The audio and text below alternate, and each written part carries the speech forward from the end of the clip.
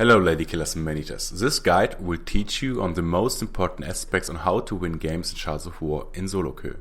I'm Identity from FillwithSkill, and if you find this guide helpful or interesting, please make sure to subscribe to my YouTube channel and come by my Shards of War live stream so I can answer any further question you might have or enjoy pure entertainment.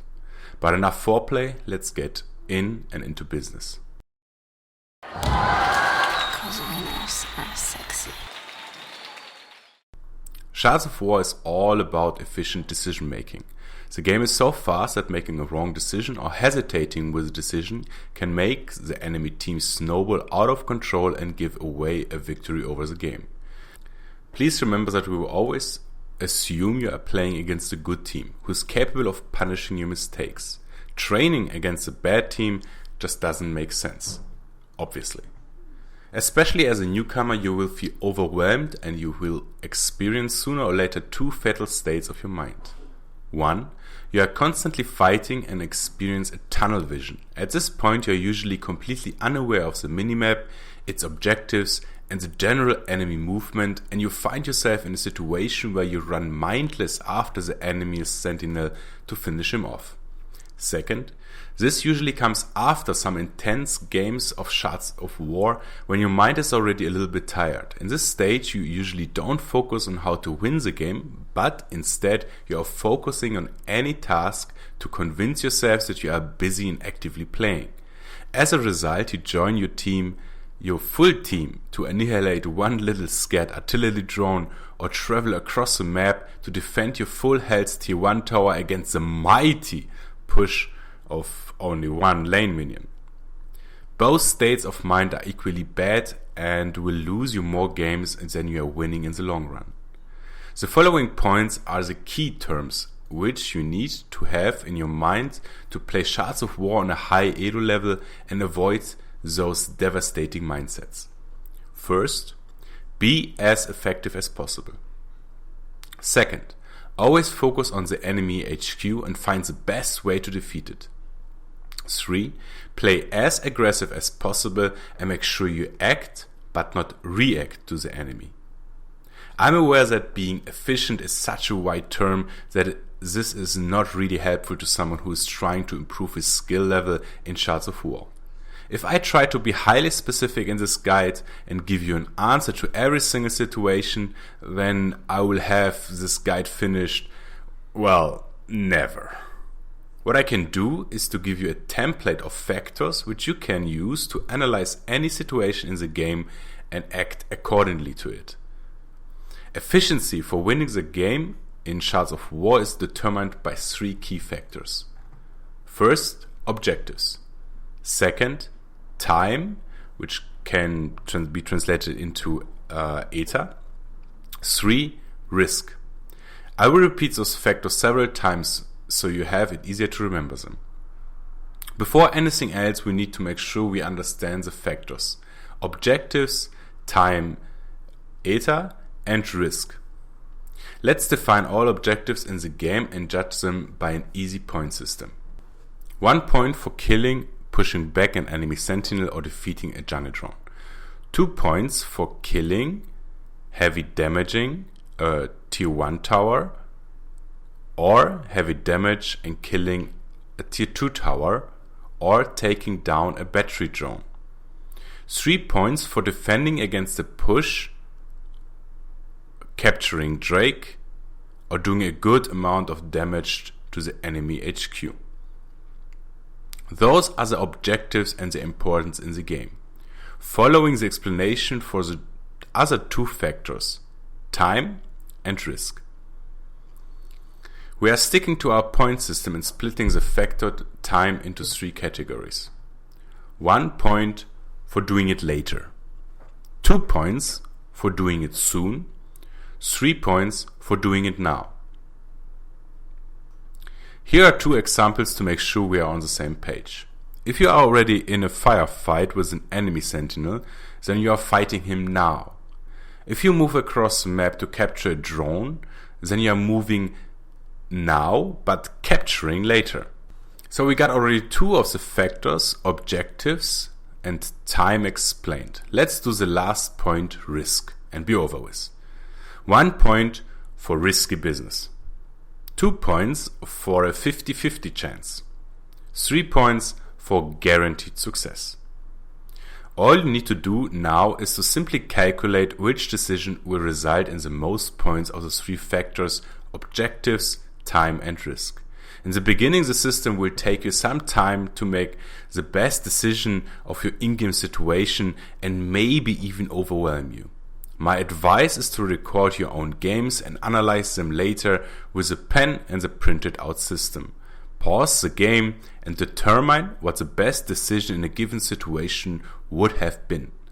Sounds like homework? You're right, it is. But in order to become good at something, and that's why you're watching this video, right? You got to put work into it. Having the right focus in Shards of War is the most important winning key factor. Let's round this up with some examples. Example number 1. We're using a simple screenshot to apply our system to this very moment. This is the current situation. Teamfight on bot watchtower. An enemy artillery drone on top lane. Battery drones on top watchtower. An invading enemy striker on top watchtower as well.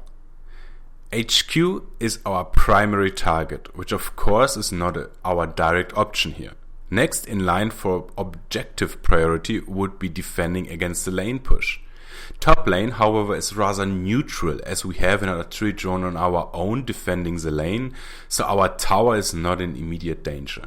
Taking down the battery drone has a higher priority than killing the enemy striker, but with an enemy sentinel close by, this is rather risky business.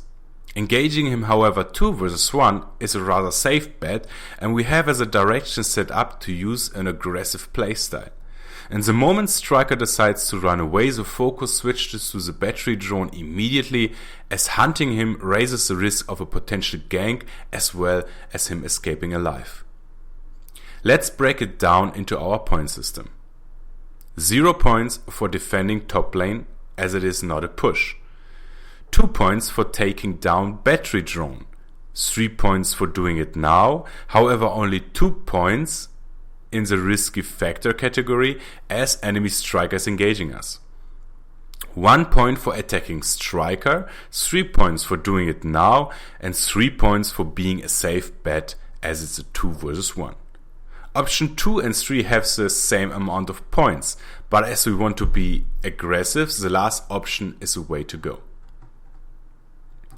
Example number 2. 1 point for joining the mid lane fight.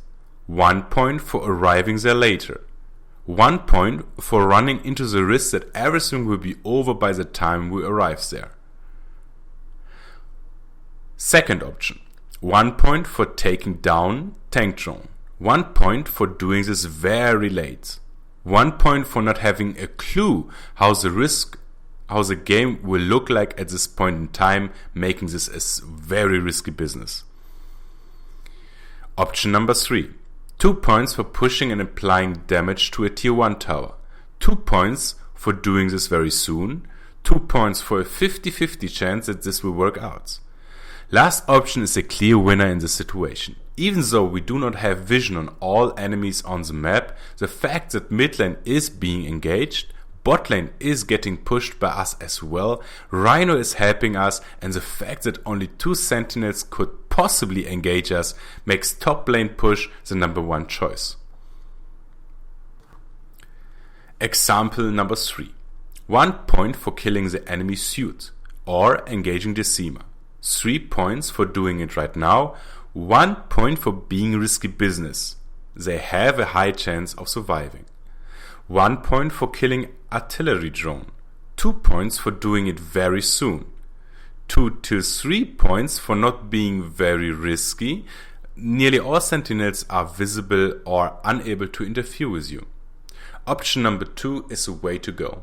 And because we will always strive to play aggressive and apply pressure, we will go for the artillery drone in the enemy territory. Before reaching the end of this guide, it is necessary to mention 2 objectives which we didn't talk of yet, but are important as well. Watchtower and experience gain. Watchtowers should be captured as a fist rule always then when you can significantly reduce the risk which you need to take for another decision you are about to make. Making sure that all lanes are covered by at least one sentinel for experience gain is a primary target till your team hits level 6. But this usually happens automatically if you stick to the above mentioned method. I'm Identity from FillwithSkill. Don't forget to subscribe and always feel free to visit me in my stream and bring along some screenshots if you have problems in using my method to determine the best possible decision for a specific situation. Thanks for watching and always remember,